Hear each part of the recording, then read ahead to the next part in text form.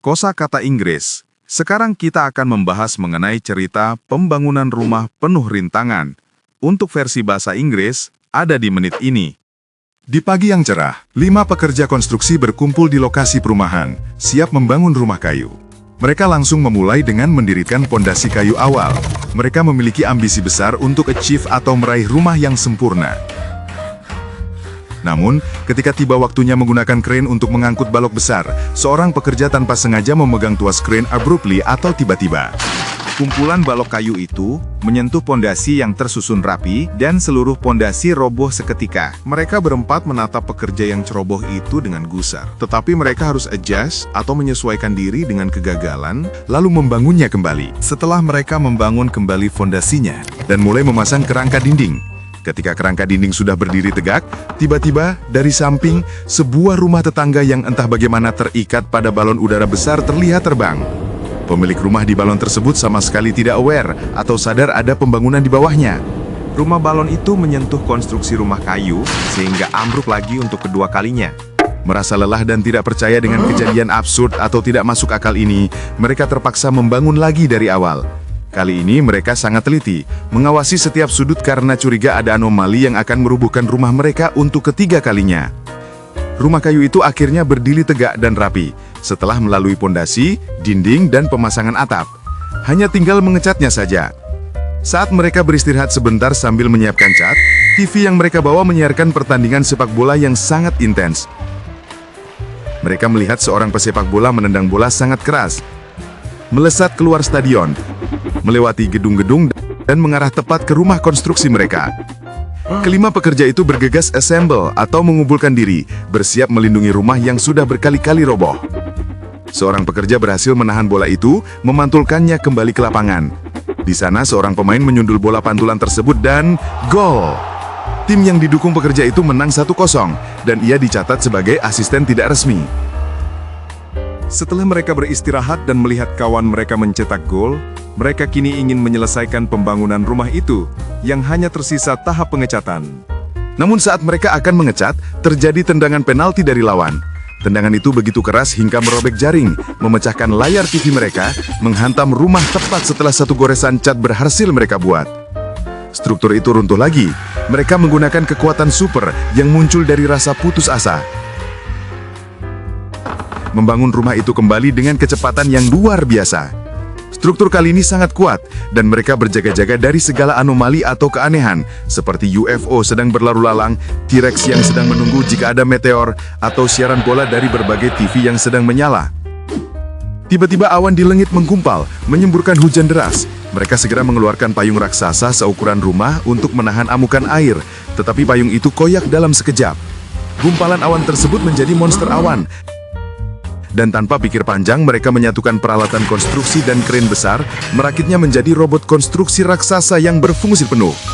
Dengan pertarungan yang admirable atau patut dikagumi, mereka berhasil mengusir monster awan, menyelamatkan seluruh kota dari bencana. Atas keberanian ini, wali kota datang dan mengumumkan niatnya untuk mengadopsi robot konstruksi tersebut sebagai pelindung kota. Namun saat wali kota mencoba mengoperasikan robot raksasa itu, karena ia sama sekali tidak mengerti cara menggunakannya, ia salah menekan tombol. Robot itu sontak bergerak dan secara tidak sengaja menginjak, menghancurkan rumah kayu yang baru saja mereka selesaikan hingga rata dengan tanah.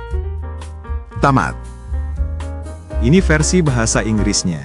The house building full of obstacles. On a bright morning, 5 construction workers gathered at a housing site, ready to build a wooden house. They immediately began by setting up the initial wooden foundation. They had big ambitions to achieve or meraih perfect house. However, when it was time to use the crane to lift large beams, one worker accidentally grabbed the crane lever abruptly, or tiba-tiba. The pile of wooden blocks touched the neatly arranged foundation and the entire structure collapsed instantly. 4 of them glared at the careless worker with annoyance, but they had to adjust or menyesuaikan to the failure and rebuild it.